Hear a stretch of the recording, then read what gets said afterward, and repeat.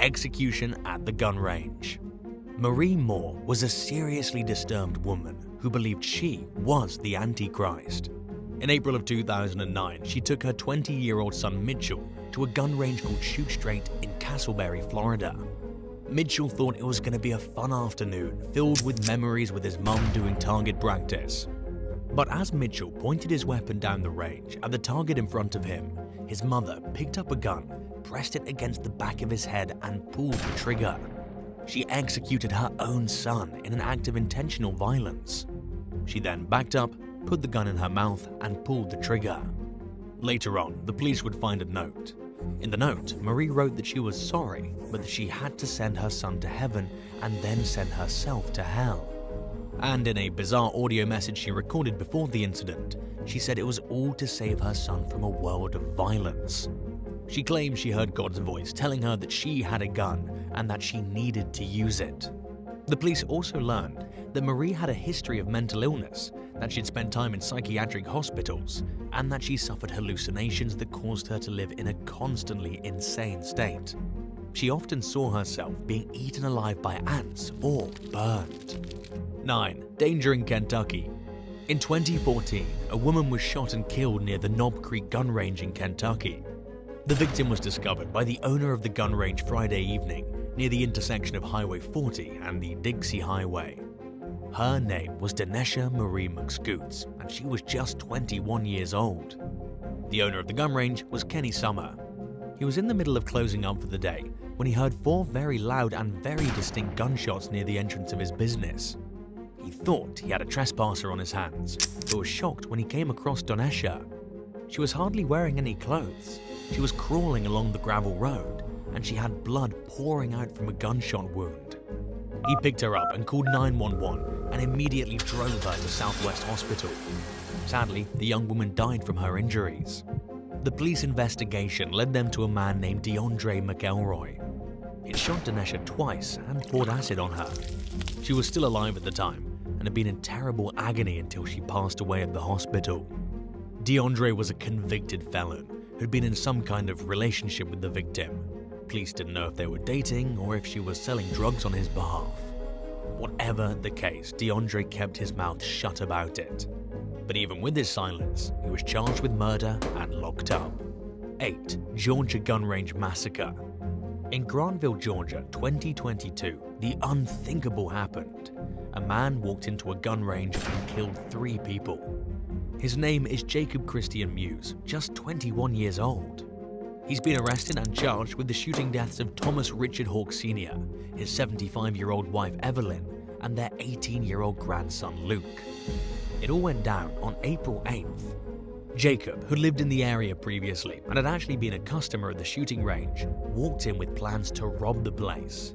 He shot everyone inside the building, took off with 40 guns, and disabled the cameras before he left. But he didn't do a great job covering his tracks. The police still identified him as the shooter, then arrested him at his home in College Park about a week later. In his home, they found the stolen weapons. As for motive, we're not really sure. What the police do know, based on statements given by his roommate, is that Jacob was a bit of an outcast. He didn't have friends, he participated in no groups, and he really just kept to himself. Even so, his roommate said Jacob had never shown any signs of being dangerous or violent. What it looks like is that this loner had wanted a stockpile of weapons for some undetermined cause. He thought the only way to get them was by murdering everyone at the gun range. It's just a good thing police tracked him down before Jacob used those weapons to do something even more vile. 7. Negligent discharge. A man at a gun range in Israel accidentally shot himself while he was hiking up his pants. The video of the bizarre accident first cropped up on LiveLeak, so we don't have all the specifics. We know it happened in 2019 because of the date stamp on the video, and we know it was in the Israeli city of Ramla. The gun range appeared to be part of some kind of training course. There are a lot of men standing in the room with ear protection and weapons. One of the men, a guy wearing a blue shirt and jeans, unholstered his handgun, inserted a magazine, and racked the slide. And then he made a really terrible mistake. The second his handgun was loaded and ready to fire, he reached back with both his hands to lift up his pants. He was wearing baggy jeans, and they were falling down his backside, and hiking them up was a mechanical movement. He probably didn't even think about it. He felt his pants slipping and just reached back to grab them. The issue here was that the shooter had his finger on the trigger when he went to lift up his pants. Rule number 1 of gun safety: never put your finger on the trigger unless you're ready to shoot. As he grasped his trousers, he squeezed that trigger. He sent a bullet into his calf and fell over screaming. He didn't die, thankfully, but it was an incredibly dumb mistake that he probably won't be making again. 6. A girl with an Uzi. There was something that happened in 2014 that really brought gun ranges into the public eye. Perhaps you've heard of this story, but it's worth mentioning here just because of how crazy and unbelievable it is. The tragic accident happened in Arizona. A 9-year-old girl was at a gun range when the instructor put an Uzi into her tiny hands. Yes, an Uzi submachine gun. She grabbed hold of the weapon, the instructor held her back and told her how she needed to handle it, and then she pulled the trigger. But as many of us have seen in the shocking video, the power of the submachine gun was just too much for the little girl. It got away from her, pulled the girl's hand sideways as her finger was still on the trigger, and she fired the Uzi directly into her instructor's face. According to the Mojave County Sheriff's Office, the girl was at last stop gun range with her brother and sister and their dad. The instructor was Charles Vacker, and he died from his injuries. Before the little girl had fired the Uzi, it was actually her father who shot the gun off. He was the one who believed it was totally fine for his child to handle such a weapon. Clearly, it was a bad call. As tragic as it is that Charles died instructing the little girl, just imagine being in her shoes. She was only 9 years old when she accidentally committed murder, and she's gonna have to grow up with that knowledge for the rest of her life. 5. An exploding gun. In the winter of 2020, Chris Harmon was with his family at the firing pin gun range in Opelika when a horrible freak accident occurred. He was in the middle of firing his weapon when his gun exploded in his face, causing major injury. The incident happened just after Chris's partner fired off her Taurus 380. She'd fired off 6 rounds and the last one jammed. She removed the clip and got the bullet out, but then it was Chris's turn to fire his weapon. But when he pulled the trigger, he only got 3 shots out before the gun blew up. Chris went down like a sack of potatoes, and he was rushed to the nearest hospital for emergency surgery. He suffered fractures in his left orbital, but his entire eye might have been blown out of his skull if it hadn't been for the safety glasses he was wearing. Nobody knows why the gun exploded. It was just one of those things, and it nearly cost Chris half his face. 4. Shot in the eye. In December of 2016, 24-year-old Sarah Bonner went to the gun range to practice her shooting. Sadly, she was shot in her eye in what was called an unfathomable accident. Sarah had been visiting family and friends in the South Carolina town of Anderson. They decided it'd be fun to go to the Skip J rifle range. Little did they know, it would be the exact opposite of fun. While shooting at the range, a bullet ended up going straight through Sarah's eyeball and lodging inside her brain. She was whisked to the hospital and put on life support, but died several days later. Even more shocking was that the police couldn't figure out who'd shot the weapon. Nobody knew what had happened, and the deputies were treating the death as accidental. A coroner had to get the bullet out of her brain and hand it over to the authorities so they could match it to whatever gun it had been fired out of. But even after that, there was still no consensus as to who fired the bullet that killed Sarah. None of her friends or family could recall what happened. All they said was that they were shooting their rifles and one of the bullets, perhaps from a ricochet, shot straight into Sarah's brain. It wasn't intentional. It wasn't from being unsafe. It was just a totally random and unbelievably unlucky incident. 3. Incendiary rounds gone wrong. In late November of 2018, at a gun range in Brazil, a group of officers blew the place to smithereens. 2 officers were preparing to test out their new Dragon's Breath ammunition in their 12-gauge shotguns. These officers were training for the Civil Guard, and they were excited to see what kind of damage their new incendiary shotgun rounds could do. Both men fired 3 rounds off at the gun range, but the rounds were way more explosive than they'd anticipated. The whole range went up in flames. The officers scrambled out of the room, which had filled with smoke and fire. The entire range burned down to the ground. Thankfully, nobody was hurt. However, it may not have been the incendiary rounds that caused such devastation. It could have been the gunpowder buildup inside the range. Because the Brazilian cops weren't used to using incendiary rounds, they didn't realize the explosion would light up all that gunpowder residue. It was basically like throwing a grenade onto a pile of matches. 2. Accidental headshot. In 2021, a man in Ohio accidentally shot himself in the face at a gun range. The incident happened at 6:30 p.m. on a Wednesday in Geauga County, about 30 miles 48 kilometers from Cleveland. The man who shot himself hasn't been identified for privacy reasons. He's likely very embarrassed, but we do know what happened. According to the local sheriff's office, the man was shooting off a 9mm automatic pistol. As he was firing, an ejected shell went down the back of his shirt. If you've ever touched a hot metal casing, you'll know that stuff burns. Smoking hot brass rolled down his back, and he instinctively moved his one hand to slap it away. But as he did, he moved his gun too, pointing it directly at his face. He accidentally pulled the trigger as he tried to get the hot brass away from him, and a bullet ripped through his cheek and exploded out the other side of his face. Thankfully, he survived.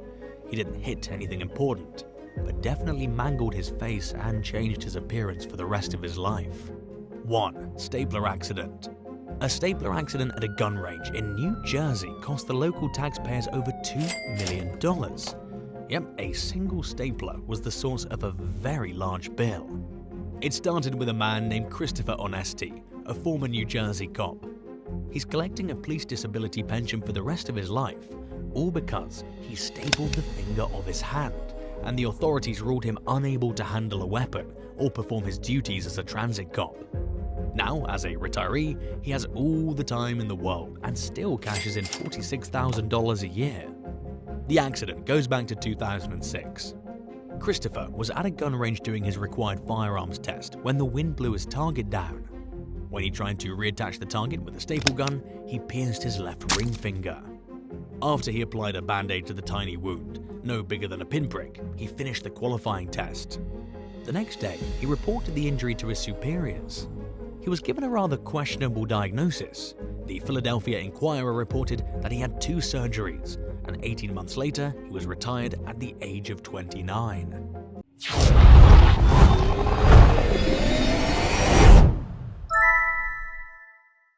Nine. A confrontational crash. A New York driver who crashed their vehicle through the front door of a gas station in early 2017 looked even more foolish when their friend was captured on camera throwing a tantrum afterward. At least 2 onlookers that were walking by stopped and pulled out their phones and began recording outside the mobile convenience store just moments after the accident occurred. In the footage, a woman who appears to have been in the car with the driver erupts into a fit of rage when she sees people filming, calling them dumb bleeps, giving them the middle finger, and hurling other insults at them. In all fairness, it's understandable that perhaps the woman was embarrassed. She pointed out that the situation didn't even involve the passers-by, which is admittedly true. But her anger seemed excessive to the witnesses, who were left stunned yet amused by her erratic behavior. The woman became even angrier as 2 bystanders continued to record her screaming. She asked why they were filming, and someone replied that the driver behind the wheel of the red car had almost killed people. Arguing that the crash was an accident, the woman stomped towards the concerned onlookers and threatened to kick one man's phone out of his hand. She then began to chase the pair down the street, who continued to record the ordeal as they challenged her to come at them. The woman threatened to kill the witnesses, who laughed and taunted her with warnings that she was in big trouble and that the video was going to be posted on social media. 8. Violence captured on video. 20-year-old Shamika Burton and 3 others were standing outside of a Dodge Charger in front of a Detroit gas station one day in 2016 when a Pontiac Grand Prix pulled up. The parties began exchanging heated words, prompting the young woman to go into the Charger's glove compartment and grab a handgun, which she hid in her underwear. Her friends tried to restrain her, but she ran over to the Grand Prix and began firing at the people inside. The driver was shot several times. The harrowing encounter was captured on surveillance footage at one of the city's 8 Project Greenlight gas stations. Ironically, Project Greenlight is a partnership that was formed between local police and business owners out of a shared goal to reduce violence and prevent crime. As part of the collaborative effort to make Detroit safer, the cameras at these stations are rolling 24/7 and are constantly monitored from police headquarters. Shamika faced a slew of charges, including assault with intent to murder, armed robbery, and numerous gun felonies, including carrying a concealed weapon and carrying with unlawful intent. She was found guilty and received a 10 to 20 year prison sentence for the assault charge, along with 2 to 5 years for the weapons charges. At her sentencing, Shamika apologized for robbing the victims, but said that she had nothing to say about the attempted murder. 7. Fatal fuel up. 31-year-old Tamara Cornelius was filling her gas tank at an Exxon station outside Philadelphia recently when someone shot her multiple times. Police rushed to the scene, where they found the woman clinging to life in the parking lot. She was pronounced dead at the hospital less than an hour later. An autopsy revealed that she was pregnant. Law enforcement named Tamara's ex-boyfriend, 38-year-old Rafi Thompson, as their prime suspect. The pair had met up about an hour before the fatal shooting and spoke for a few minutes before Tamara went into the Cheesecake Factory for dinner. An investigation determined that Thompson had followed his ex-girlfriend out of the restaurant's parking garage and to the gas station. He approached her at the fuel pump, where they briefly exchanged words before the suspect opened fire. Thompson continued to shoot while Tamara desperately tried to get away. He fled the scene and is wanted on charges of first-degree murder and homicide for killing Tamara and her unborn baby. Thompson is considered armed and dangerous, and there's a $5,000 reward being offered for information leading to his capture. Police warn the public not to approach the suspect and to dial 911 immediately if they see the man, who's 5 feet 7 inches, 1.7 meters tall, and weighs around 170 pounds, 77 kilograms. 6. Murderous Mowdown. A 53-year-old gas station clerk named Jerry Farhat was just doing his job one night in late February when he suspected 2 men of shoplifting and followed them outside the marathon store he worked at in Redford Township, Michigan. The pair had purchased a few items, but also helped themselves to a 5-finger discount on a few things. A surveillance video shows the thieves getting into a vehicle and barreling straight at Farhat as he approached the car. They ran him over and fled the scene. The victim, who'd worked at the gas station for 30 years, fought for his life for several weeks after the hit and run. But he suffered from severe brain trauma and died from his injuries in mid-March. The murder initially received little airplay, leaving Jerry's family members frustrated and the suspects at large. Police finally released footage of the men earlier this month and asked the public for help identifying them. U.S. Marshals soon caught up with one of the suspects, 28-year-old David Tyrell Fitzgerald in Detroit. He faces charges of assault with intent to murder, assault with intent to do great bodily harm, and assault with a dangerous weapon. Officials announced plans to amend the charges now that Jerry has passed away. If convicted, Fitzgerald faces a possible life sentence. He's currently being held without bond as he awaits his next court date. The other suspect is still on the run. 5. Hit and walk. A 24-year-old Michigan man named William Edmonds made headlines in 2019 after he crashed his vehicle into a gas pump island at a BP station in Ortonville, roughly 50 miles, 80 kilometers outside Detroit. The station's surveillance cameras recorded the bizarre collision, which shows the suspect removing the license plate from his pickup truck and walking away from the scene. Deputies accused Edmonds of rapidly accelerating in the parking lot before hitting the gas pumps at around 2:30 in the morning. Witnesses reported that the truck hit a curb near one of the pumps, causing the driver to lose control of the vehicle. He struck the island, then crashed into the front of the store. According to the incident report, Edmonds told law enforcement that he'd been drinking beer that night and that he wanted to speed around the pumps because the new tires on his truck spun easily. He said he didn't deliberately crash the vehicle and that he left the scene with the license plate in his hand because he was scared. A gas station employee recognized Edmonds as a regular customer and identified him to police. The young man was charged with reckless driving and failing to report an accident before leaving the scene. Thankfully, nobody was hurt, but broken liquor bottle fragments came into contact with an electrical outlet in the floor, causing a fire to break out.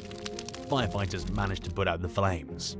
A judge released Edmonds on a $5,000 bond under the agreement that he never returned to the BP station and that he submitted to weekly drug and alcohol tests while the case played out in court. 4. Conniving couple. Police in Espanola, New Mexico recently responded to reports of a fight in progress at a Speedway gas station around 10 at night. When they arrived, they witnessed a man and a woman throwing a shelf rack onto the ground. The couple fled the scene on foot when they saw the officers, but were eventually apprehended. 34-year-old Abel Trujillo and his girlfriend 33-year-old Raylene Martinez are facing numerous charges in connection with the incident. Trujillo is accused of threatening employees with a gun and throwing a punch at one of the workers, who kicked Martinez out of the store for allegedly starting a fight. Officers found 2 revolvers in the man's possession, along with crack cocaine, Xanax, tablets, and various other drugs. He was charged with an aggravated assault, being a felon in possession of a gun, resisting arrest, and numerous drug offenses, including trafficking and distribution of a controlled substance. Police were initially planning to let Martinez go, but she became uncooperative. They put her in the back of a patrol car and found that she had a bag containing 10 fentanyl pills. She was charged with possession of a controlled substance, tampering with evidence, disorderly conduct, battery and resisting, evading or obstructing an officer. 3. Machete wielding madman. About a year ago, things became heated between 32-year-old Travis Williams and another man outside a Family Express gas station in Hobart, Indiana. It started with a verbal disagreement, which escalated into violence when Williams swung a machete at the victim, striking him in the right shoulder and hand. The man's wounds required 50 stitches and 30 staples. Court documents revealed that the argument started when Williams took a mask that the man was planning to buy at the store. The victim confronted Williams inside the business, then again in the parking lot. Prosecutors agreed to drop several charges in exchange for Williams pleading guilty to a felony count of battery resulting in serious bodily injury. As part of the deal, he agreed to have no contact with the victim. If the judge accepts the agreement, when Williams returns to court in May, he'll be sentenced to 2.5 years of probation. 2. A senseless stabbing. Police in Orlando, Florida were recently called to an Amoco gas station where they found a 71-year-old homeless man named Charlie Henderson unresponsive in his wheelchair with a stab wound. He was pronounced dead at a nearby hospital. The manager who was working at the store when the stabbing occurred told detectives that Henderson had gotten into an argument with another man who slapped the elderly victim in the face. The pair then headed in the direction of a Greyhound bus station. A confidential informant told investigators that she heard the killer was a man with beautiful eyes, leading them to 48-year-old Lester Starling. Nicknamed Cat Eyes, he allegedly told the tipster that he didn't mean to kill Henderson. Starling told another source that the stabbing was an accident, but that it wasn't caught on camera and that there were a lack of witnesses, indicating that he expected to get away with it. He's currently being held at the Orange County Jail on a first-degree murder charge. 1. A crime of opportunity. In early March, a customer left their car running at the gas pump outside of a Stop and Shop convenience store in Hornell, New York while they went inside to get a few things. People leave their car on and run inside gas stations all the time, and it seems harmless. But in those few moments while the vehicle was unattended, someone got in it and drove away. Police found the stolen car later that day, but it took them several weeks to track the suspect down. They traced the crime to a man named Brian Hodgnoski and charged him with 3rd and 4th degree larceny of a motor vehicle and unauthorized use of a motor vehicle. The incident happened amid an ongoing spike in carjackings in Steuben County, where officers have reported seeing as many as 4 or 5 times more car thefts than usual.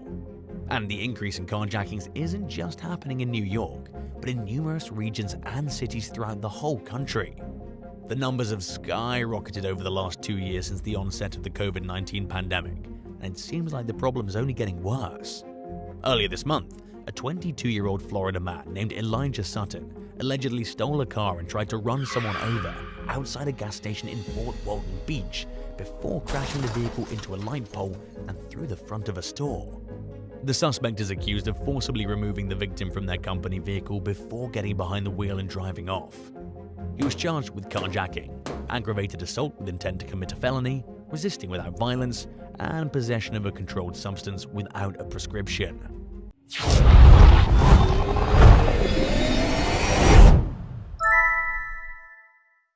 Number 9. Chris and Sherry Coleman. One morning in 2009, police found a mother and her 2 sons dead in their Illinois home. Someone had strangled 31-year-old Sherry Coleman, 11-year-old Garrett, and 9-year-old Gavin in their beds. Someone scrawled disturbing statements like, "I have been watching and you have paid" across the walls in black and red spray paint. Sherry's husband Chris was at the gym when the officers arrived. He had called and asked them to check on his wife when she didn't answer her phone. Several months earlier, he claimed he received an anonymous letter threatening to murder his wife and kids. Another one came just weeks before the triple murder. It made little sense that someone would want to hurt the family of seemingly devout and wholesome evangelical Christians. They seemed happy, and the 6-figure salary that Chris earned as head of security for Joyce Meyer Ministries afforded a comfortable existence. But there were problems behind closed doors. Chris was unhappy in his marriage and started having an affair with one of Sherry's friends, who he often saw while traveling for work. Detectives traced the threatening letters to the man's laptop, and medical experts determined Chris had killed Sherry and her kids hours before he left his house for the gym. The evidence continued to pile up against him, painting the picture of a man who wanted out of his marriage but was afraid that he'd lose his high-paying job if he left Sherry because his religious employer frowned on divorce. The courts found Chris guilty of killing his wife and children on the 2-year anniversary of the murders. He received 3 life sentences, but maintains his innocence, and he is fighting for a new trial. Number 8. Pascal Duvier. During Paris Fashion Week in 2016, 5 thieves dressed as police officers entered a luxury apartment building and threatened the concierge with a gun. They forced him to take them up to Kim Kardashian's apartment and unlock her door. Then they robbed her at gunpoint, tying her up and locking her in the bathroom as they rifled through her belongings for valuables. The burglars made off with $10 million of the star's jewelry and 2 cell phones. Kardashian's bodyguard, 43-year-old Pascal Duvier, was accompanying her sisters Courtney and Kendall to a nightclub. He arrived back at the apartment just minutes after the thieves left. Kim's insurance company, AIG, slapped Pascal with a $6.1 million lawsuit, alleging that he had failed to protect her or report multiple security breaches at the building, including a gate with a missing lock and a broken intercom. Just weeks before the robbery, Duvier's security company had filed for bankruptcy. Despite his nearly 20-year history of protecting high-profile celebrities like the Black Eyed Peas, Justin Timberlake, Katy Perry, and Christina Aguilera, the business racked up debts of over $1 million. Duvier appears to still be working as a bodyguard, despite the financial troubles and negative publicity the robbery brought to his life. Last July, they saw him protecting Maroon 5 lead singer Adam Levine during an outdoor workout in Miami. Number 7. Hugo Hesny. A professional photographer was snapping photos of Justin Bieber in an arcade outside Atlanta in 2014 when he got a little too close for comfort, at least in the opinion of one of the singer's bodyguards, 32-year-old Hugo Hesny, who was working as a member of Bieber's security detail. He allegedly followed photographer Jason Winslow into the parking lot and stole the man's $10,000 camera. Police recovered the camera from Hesny's vehicle and charged him with felony theft. At the beginning of the incident, Hesny told police he hadn't taken the camera, but after officers found it in an SUV used by the Bieber's crew, Hesny said he just wanted to delete photos taken by the photographer near the arcade in Sandy Springs. The court sentenced Hesny under Georgia's first offender statute. This means the crime won't appear as a conviction in his criminal history if he completes the terms of his sentence. He pleaded no contest to 2 misdemeanor charges of disorderly conduct, and Fulton County Supervisor Court Judge Ural Glanville sentenced him to 45 days in jail, followed by 22 months of probation. Hesny was also ordered to perform 200 hours of community service, and Bieber released him from his team. In a previous incident in South Florida, photographer Jeffrey Binion accused Hesny of roughing him up on a sidewalk outside a recording studio when he was snapping pictures of Bieber. The singer settled privately with the victim. Number 6. Russell Flowers. When Jordanian princess Haya bint Al Hussein's marriage to Dubai's billionaire ruler Sheikh Mohammed Al Maktoum fell apart, she began having an affair with her married bodyguard, 37-year-old Russell Flowers. It started in 2017 and went on for 2 years, during which time Princess Haya's husband became increasingly suspicious that she was hiding something. Sheikh Mohammed divorced his wife, and it wasn't long before the entire world knew about the affair between Haya and Flowers. The bodyguard's marriage also broke down.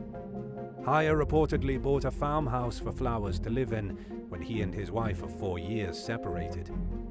But the highly publicized scandal and his entanglement with the wife of one of the world's richest and most powerful men was apparently a lot to handle, and he went into hiding. Rumors circulated about Flowers allegedly blackmailing Haya into a $7 million payout. His friends told Mail Online that it wasn't true, and that Flowers wasn't the type of person to blackmail someone.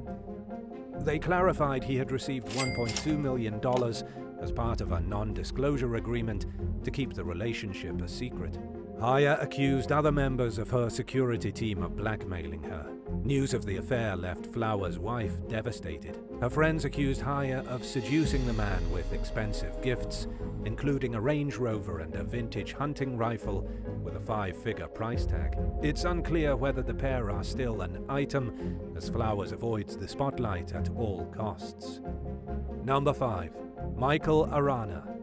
3 years after one of Justin Bieber's former bodyguards went to jail for stealing a photographer's camera, the singer's security team found itself once again in the national spotlight. Authorities accused 32-year-old Michael Arana, who worked as Bieber's head of security, of rear-ending a police car in 2017, leaving 2 Miami-Dade officers injured. Police charged him with DUI, causing property damage or injury, and leaving the scene of an accident. It wasn't the first time Arana had found himself in trouble with the law. In 2013, police accused one of Bieber's other headline-making bodyguards, Hugo Hesny, of attacking a police officer. Arana allegedly became loud and disorderly toward the cops, demanding to know why they arrested Hesny. Officers had to subdue the man, who they claimed had taken a challenging fighting stance. Many have questioned whether Bieber took part in any of the crimes they have arrested his security guards for over the years. But it appeared as though he wasn't involved in this incident, yet he has had plenty of his own legal problems to deal with. Arana has reportedly been Bieber's bodyguard for years. In 2014, Arana was seen leaving jail with Bieber after the star was arrested in Miami Beach. Police arrested Bieber on suspicion of DUI, driving without a valid license, and resisting arrest without violence. Number 4. Brian Keith Jones. During an inspection at a Border Patrol checkpoint in Texas in 2012, police found drugs and a loaded handgun on a tour bus belonging to the rapper Nelly. A Hudspeth County Sheriff spokesperson said that a dog detected controlled substances on the bus after it had pulled into the checkpoint in Sierra Blanca, Texas.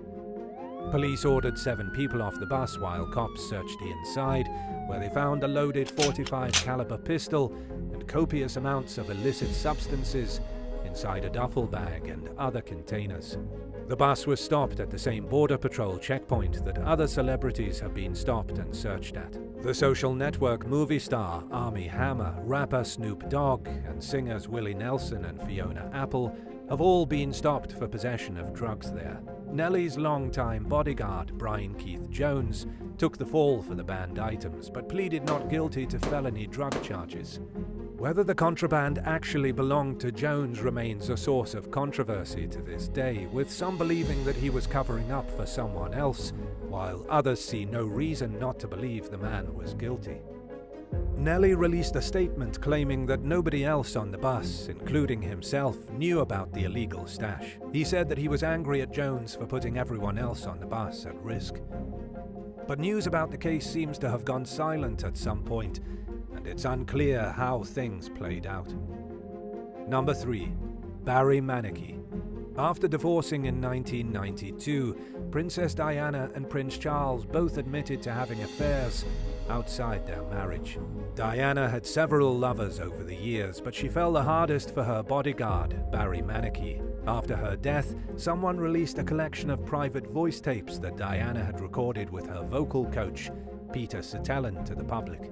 In them, she describes her deep feelings for Manaki, calling him her greatest love.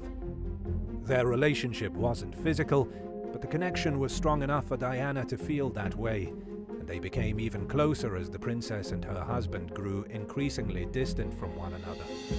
She even said that she would have left her lavish life behind to just have a normal, happy life with the man. They transferred Manaki to another work assignment when his bond with Diana felt too close to be an innocent friendship. He died in a motorcycle accident in 1987. After the details of the emotional affair came to light, some speculated that Manaki's death wasn't an accident, but a murder to ensure that he was permanently out of Diana's life. An inquest found no evidence of this being the case, but this did not convince everyone, and there have been rumors about his Suzuki motorcycle being tampered with before the fatal crash occurred. The bike had crashed into a car being driven by 17-year-old Nicola Chop, who later said that she had felt pressure into taking responsibility for the accident. She claimed that she had seen lights belonging to a mystery car near the crash site, causing her to wonder if there were more sinister forces at play, even though the authorities had determined that there were no other cars involved. Number 2. Fake cop entourage. Prison officials had recently released controversial Brooklyn-based rapper Tekashi 6ix9ine from prison in 2020 when his team of bodyguards got in a violent scuffle with a man who tried recording cell phone footage of the celebrity. As soon as they noticed this happening, the 5 men began shouting at the onlooker, who was with his boyfriend in Harlem. He sped away in his car and the guards gave chase in 3 SUVs with flashing lights and sirens. When the man tried flagging down a cop, a retired NYPD detective who now worked for the rapper flashed his expired police ID card and told the officers that the victim had threatened them with a gun. The chase ended with the SUVs boxing the victim's car. Tekashi's guards pulled the man out of his vehicle and roughed him up, causing his cell phone to fall out of his hand and onto the ground. They allegedly stomped on the phone and made it clear to the victim that they had a gun and a taser in their possession. The bizarre scuffle abruptly ended when some real cops approached the scene, causing the guards to flee. Detectives caught up with the suspects last year and charged them all with first and second degree robbery and criminal impersonation of a police officer. Number 1. Kumar Hegde. Police arrested the bodyguard of a Bollywood actress named Kangana Ranaut last year after he allegedly promised to marry a woman and then vanished. Kumar Hegde was staying in Mumbai when he convinced the victim that he was interested in a serious relationship that they would soon take to the next step of marriage. The pair knew each other for 8 years, during which Hegde tried to convince the woman to move in together. One day he told her that his mother was sick and that he needed to travel to his hometown of Hegadahali. He borrowed $650, 50,000 rupees from his girlfriend, claiming he needed it for expenses related to his ailing mother. The woman could not reach Hegde after that, so she filed a police report about his deception. In her complaint, she pointed out that she had tried to refuse a physical relationship before marriage, but Hegde had forced one on her and had abused her several times. A team of police from Mumbai caught up with the suspect in Hegadahali and learned that Hegde had traveled there with plans to marry someone else. They arrested him for cheating the victim out of a promised marriage. The victim and her friend had also traveled to the town to witness the first step in their pursuit of justice. Thanks for watching. If you were a celebrity, would you rather hire a dedicated bodyguard who weighs 120 pounds soaking wet, or someone who's big, strong, and perfectly capable of defending you, but secretly can't stand you? Let me know in the comments below.